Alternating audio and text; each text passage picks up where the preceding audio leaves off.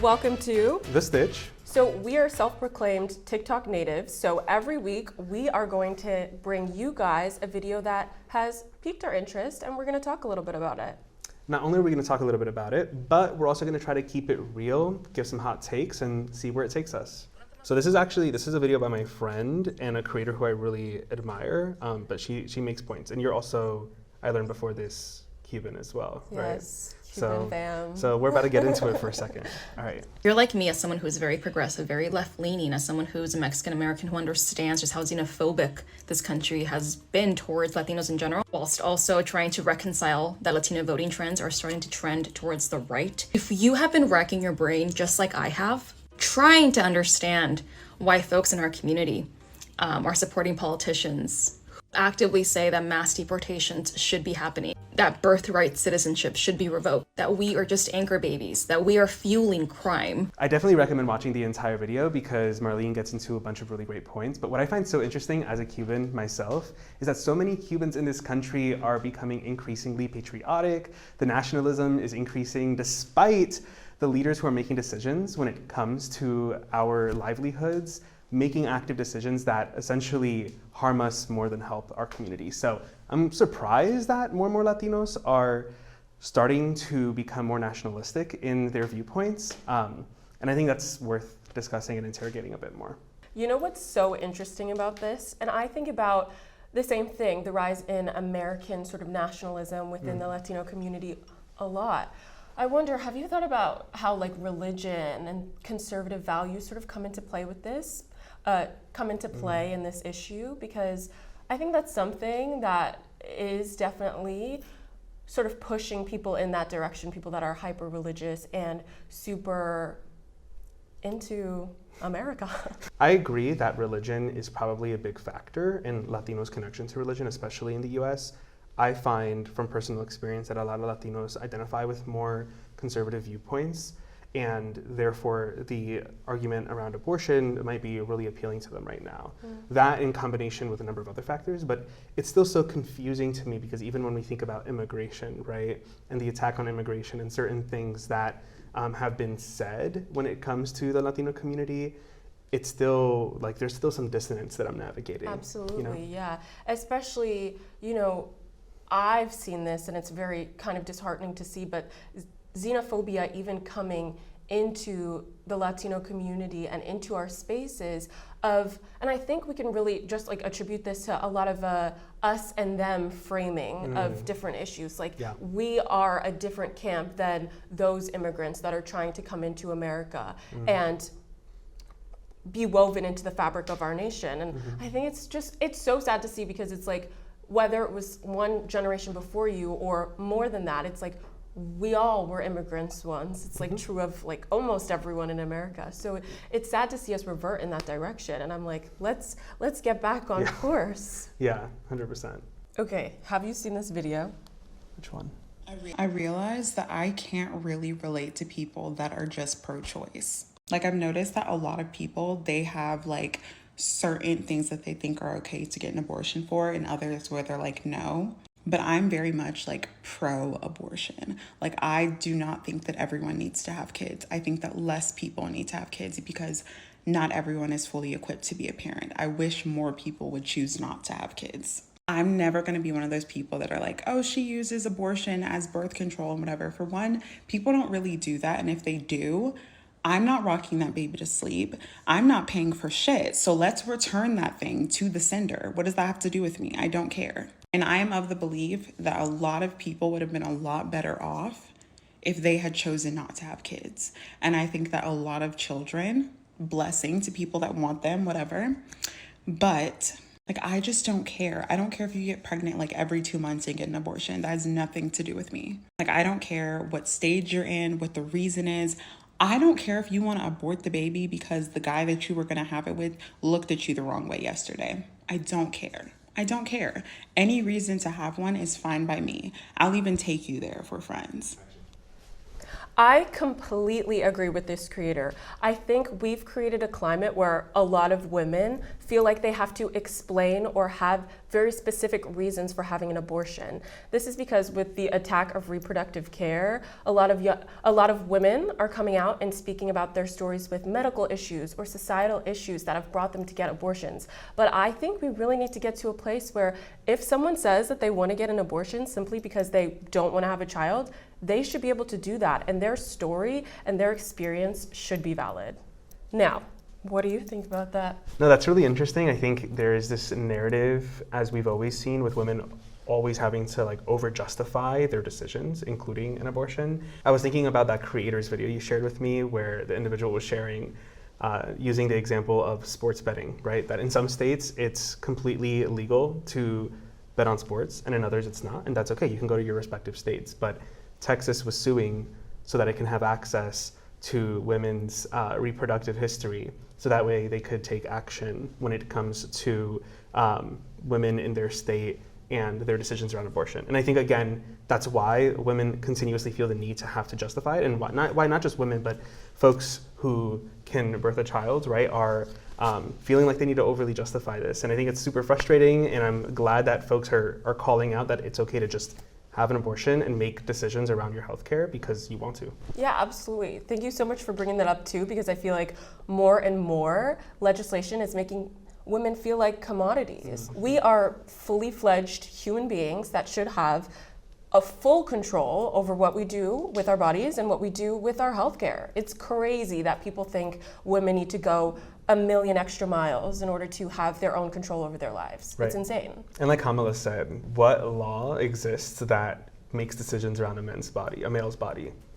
Name None. one. Okay, Jorge, have you seen this one? I haven't. All right. Everyone else literally never read a single book assigned to them in school ever, and now you're actually an adult, and people are like, oh yeah, and The Great Gatsby, oh yeah, and To Kill a Mockingbird, and you're like, didn't read it, and you're like, did your high school not assign it? And you're like, no, they did, I just didn't read a single book assigned to me since the 7th grade. And they're like, well, how did you pass class? And you're like, Spark Notes, think smarter, not harder. But in the end, you're just completely behind on American literature, and catching up feels a bit daunting. Okay, here's my thing. School is really hard for students, especially nowadays where we're so stressed out about testing and kids have to make these certain grades and requirements. I get it's tough. Mm-hmm. If you didn't read the books in high school that were assigned to you, as an adult, I do think you should go back and read them.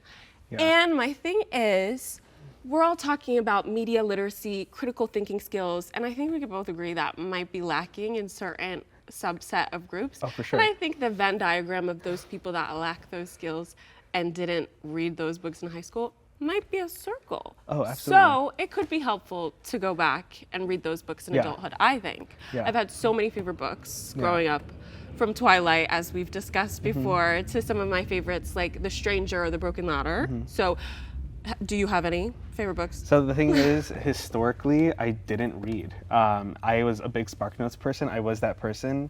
And I think that's why we're seeing a lot of men with podcasts now. It's because they didn't read the way that they maybe should have. And I'm one of them, and I thankfully I don't have a podcast that, like some of those people. But point is, it wasn't until December 2022 where I realized, oh my gosh, it's been like literally a decade since I hadn't sat down and really like with a book and actually like learned from something. And then because I had just graduated, I felt called to go back and read, and I have been since. And I do wish I went back to some of those books that like we were growing up. Time. Yes, absolutely. I think there's movies and there's podcasts and there's magazine interviews and all kinds of stuff like that, but nothing puts you in someone's shoes like a book in a way so potent.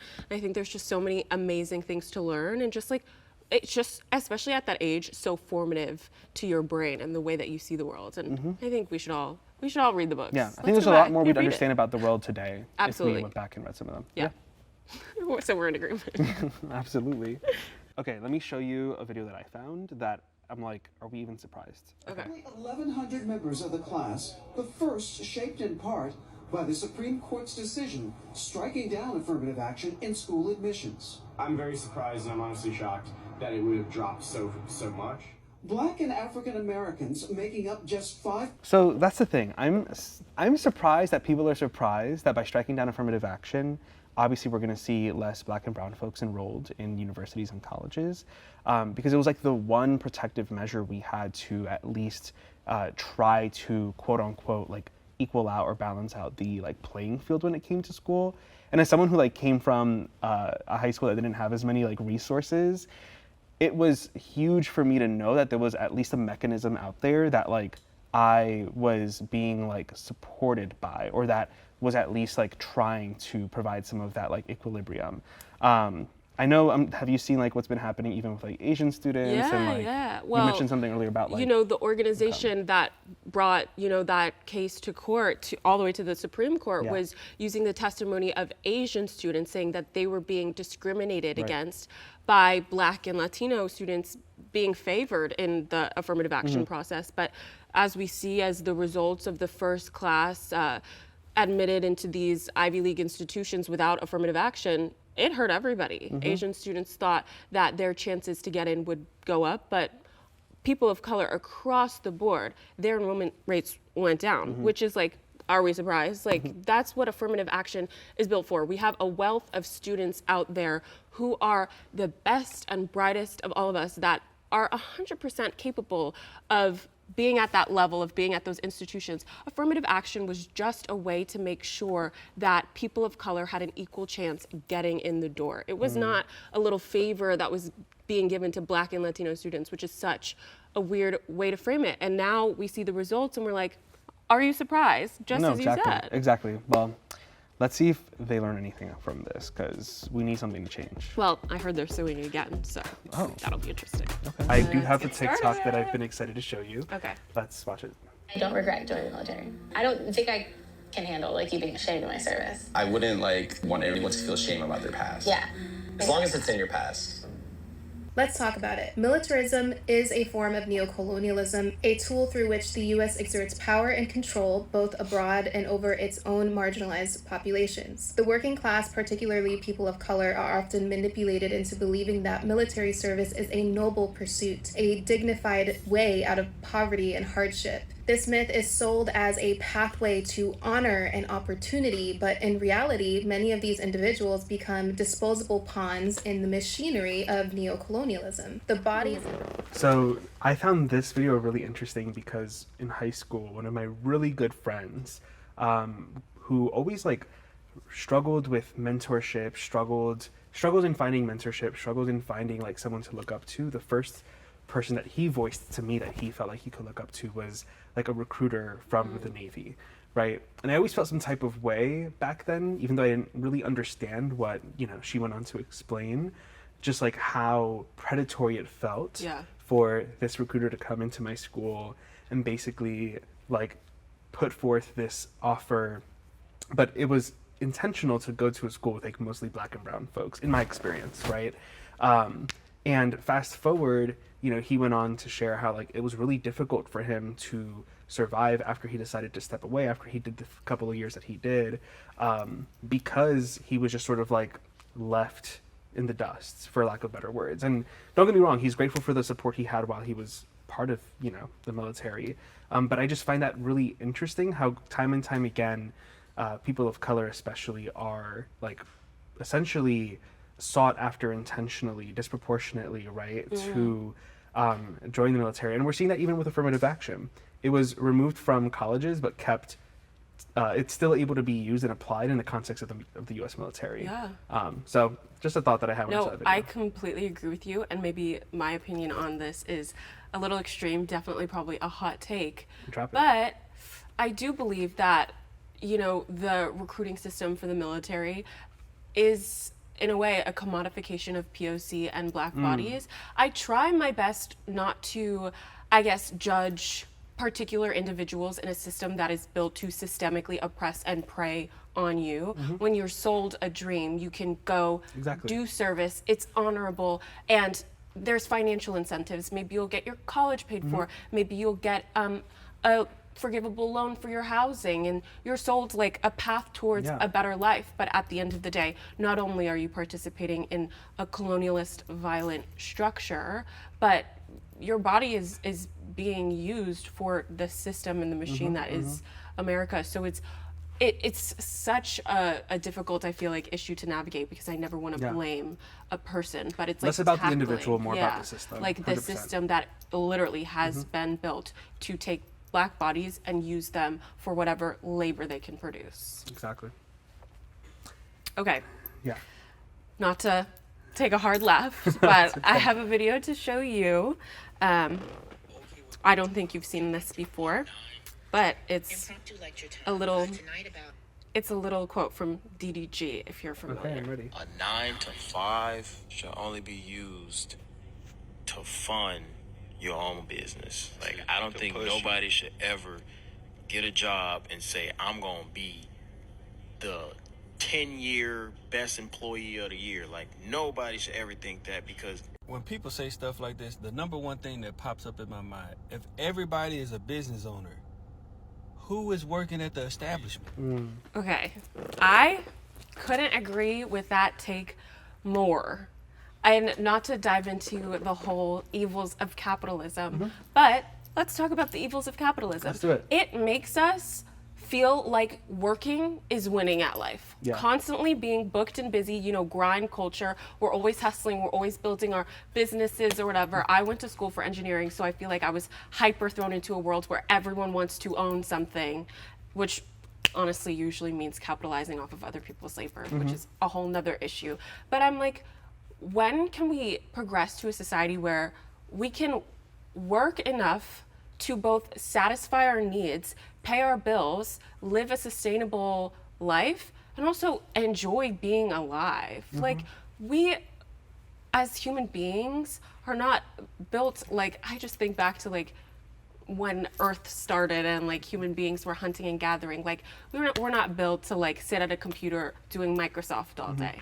And it's like we lose that essence living under capitalism of just being able to exist and be in community with one another and do the things that fuel us and to make our lives feel impactful. And I think that's so sad, and one of the things that we actively have to fight against, why I think mutual aid and community care is so important, because we need to revitalize that aspect of our lives for ourselves and for our communities. 100%. This reminds me of two things. One, there was like the LLC movement on Twitter, where everyone and their moms was like signing. You gotta make an LLC. Yeah, they're like, you have to make an LLC or you're failing at life. And I'm just like, hold, like, chill. I do have Not everyone needs an LLC. But I do have an LLC, I will say. I am one of those, but it works out for me. Anyway, the second thing is this like kind of narrative that we need to commodify our creativity at all times. Like, hey, it's one thing, you know, we're creators. I get we have to monetize to sustain ourselves. That's one thing. But I feel like every time you are like, oh, I'm good at creating this, or I can like, you know, knit this thing, people are like, oh, you should open a shop. Yeah, There's not always this everything idea. needs to be a job. Not everything needs to be a job. We can just do things for fun. So bring back the joy of doing things you love. Period. Without having to work. Always making money. Exactly. And that's The Stitch. Thank you for tuning into The Stitch and the show. We really, really appreciate you. Please don't forget to like, subscribe, and follow at Watering Hole Media across socials. And we'll be back real soon. Want to keep seeing if everything is fine? Subscribe, comment, and like, and we can keep figuring it out together.